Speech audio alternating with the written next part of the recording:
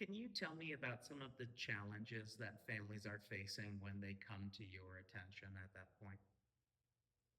It's a great question. There's a lot happening in our communities right now. Uh, there's obviously a lot of fiscal challenges.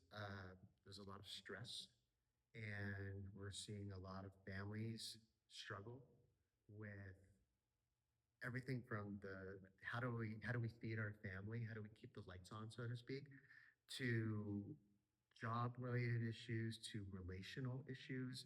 It's really a struggle in this environment right now. Unfortunately, is causing a lot of stress for families in unfortunately multiple ways. Can you tell me about how the Family Stress Support Program works? What is it?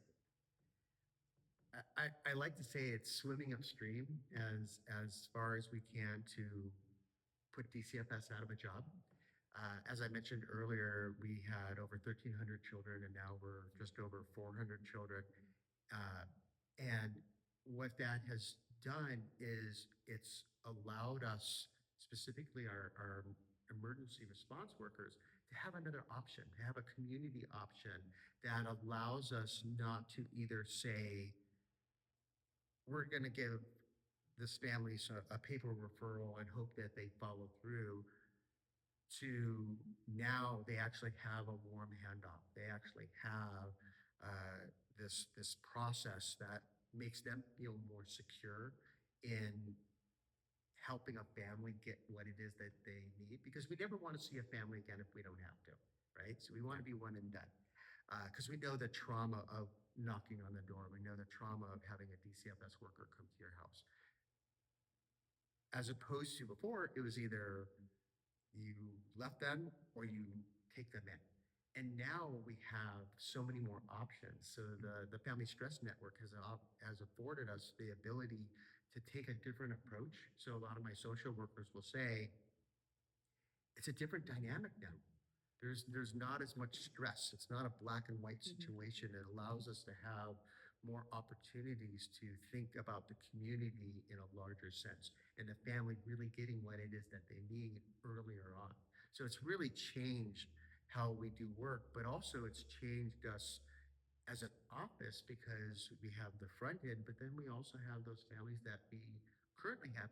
And we've seen extraordinary stories of reunifications, of stories of children going back home earlier that we've never seen before, which has caused our caseloads to go to single digits, which is unheard of Yeah. for DCFS. And we've been doing that for now 3-4 years.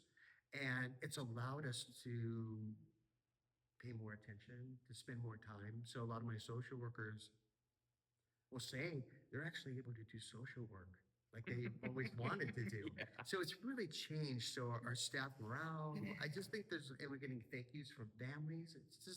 It's been a wonderful time to be part of DCFS. I know that's kind of like a weird thing to say, but in my 23 years, I've never seen it like this. It's been fun. It's been great, because I go into the community instead of saying, "Oh, I'm from DCFS," and people kind of like, "Oh," Yeah. it's now, "Oh, you work with DCFS," and it's just like I said, it's the relationship with the community is just, it's been so different. It's been great. I love that. As a caseworker working with these families, moving from an emergency response team handing out a 50-page resource booklet to someone who's already drowning Right. versus the personal touch of having someone come alongside, not representing the government, but trying to help these families with what they have need of.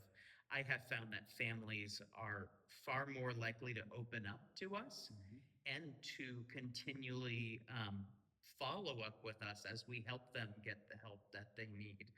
And that's been wonderful to watch.